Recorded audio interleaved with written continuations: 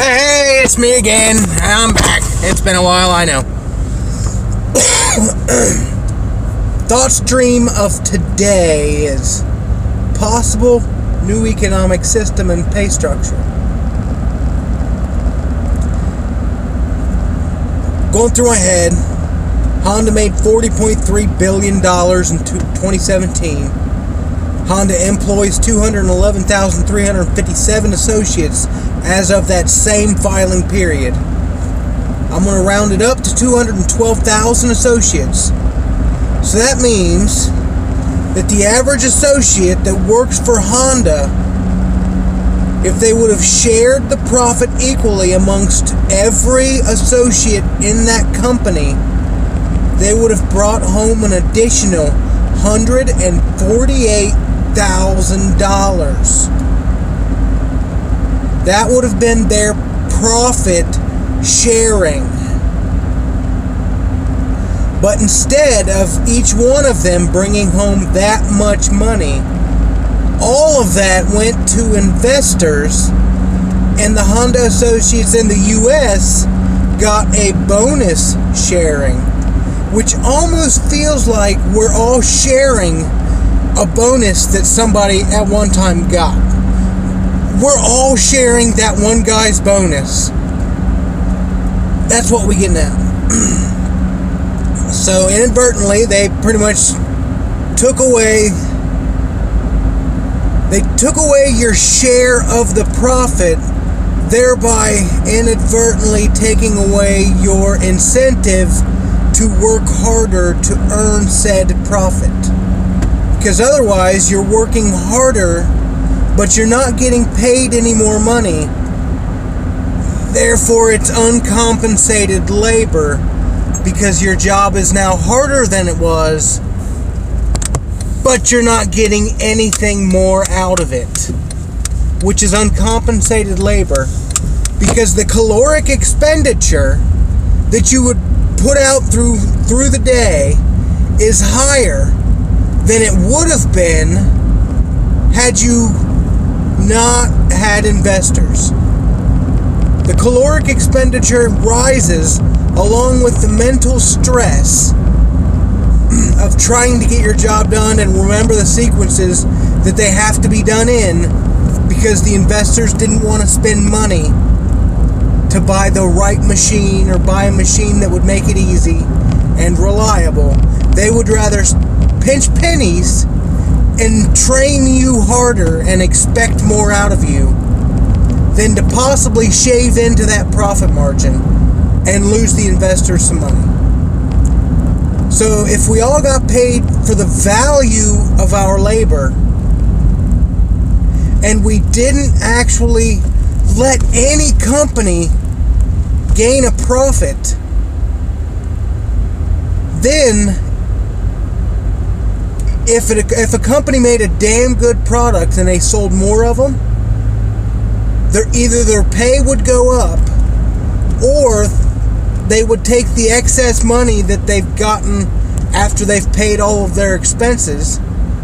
Once they paid off all of their expenses, the extra money that they get that would have been profit is now a capital reinvestment fund, and they put money back into the plant to make everybody at that plant's job easier. Because if the job is easier,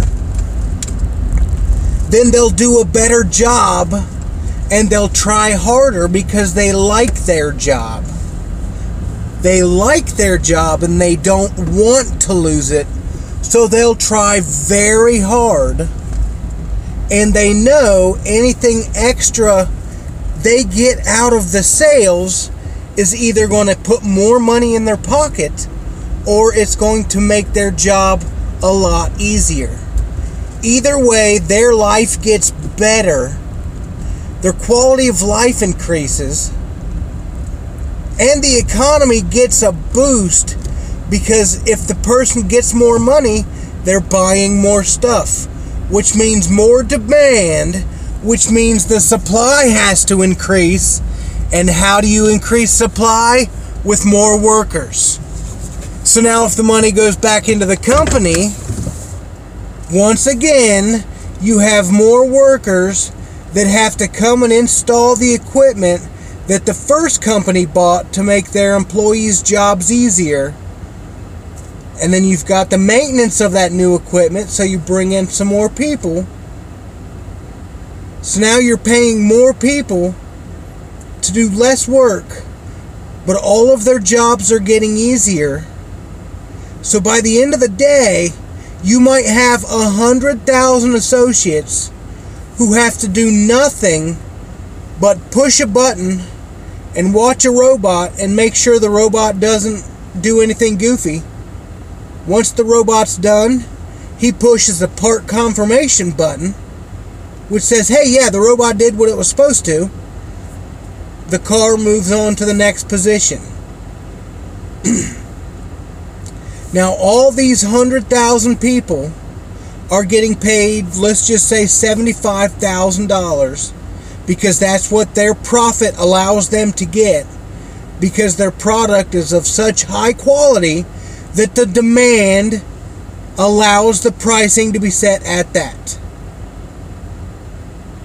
So the better car you build and the more pride you have in your work, there's only going to be two outcomes. Either you get more money or your job gets easier. The biggest part of that system, the biggest thing that can't happen is investors. Usury, which used to be illegal in the Bible. If anybody's read that book, look through it. Just give it a once over. Jesus flipped over the tables of the money changers in front of the temple because they were, look at the Bible, what were they doing? They were taking money from the Christians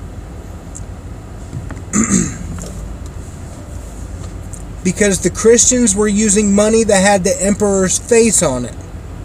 That means they couldn't take that money and give it to the church, because that'd be like, worshiping another god. You're worshiping that person on the coin.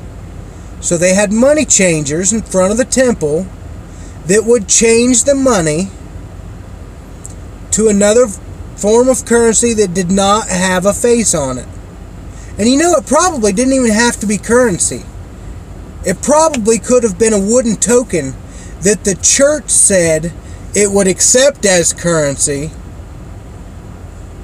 And then people were paying the church, but the church tricked everybody into thinking those wooden nickels were okay as money, even though they controlled the people who were changing the nickels into money. But that's just my thoughts. So once we get rid of usury, that means that you can't have one person sucking up 25% of a company's income while the other 75% is divvied out among 400,000 associates who don't really even think they have to do a good job, because hell, the car they're building is also built by this plant and by this plant.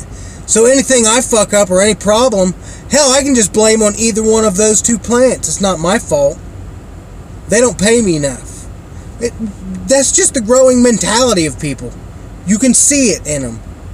They're like, oh, well, at least we're doing better in Canada. I've seen their numbers. They tell them to me every Friday morning or whatever. If we get rid of usury, we go to a pay for value, our income wage gap from top to bottom would be in a much more maintainable position, because our current path,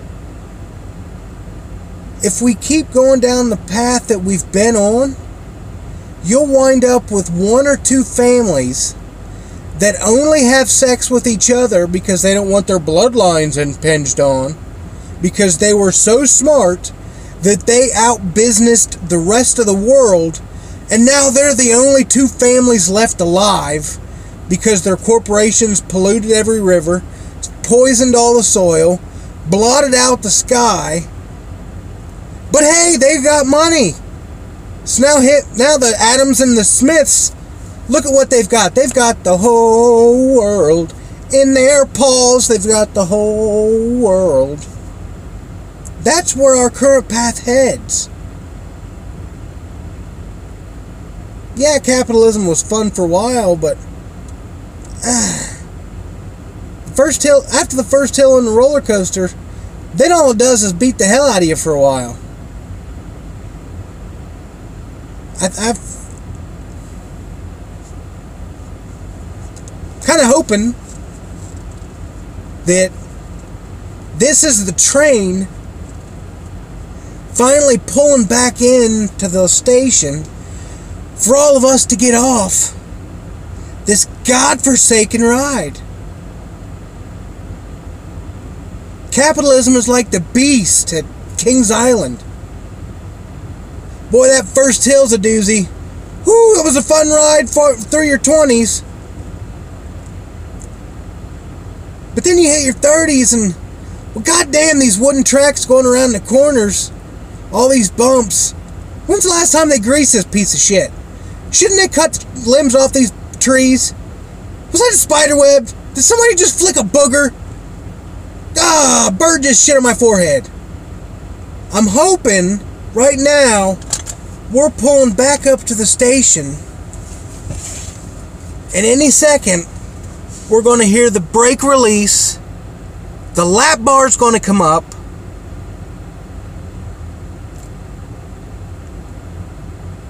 and we're going to hear, "Attention passengers, your ride on the Capitalism Express has now ended.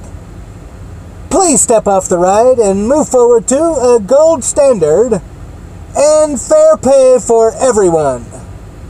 Manual labor and teachers will be the highest paid group on the planet now. Business associates who do nothing but punch numbers, don't worry, you'll only get a few % less than the manual laborers. Some people like manual labor without thinking. Some people need more stimulation. Thank you, and do not come again."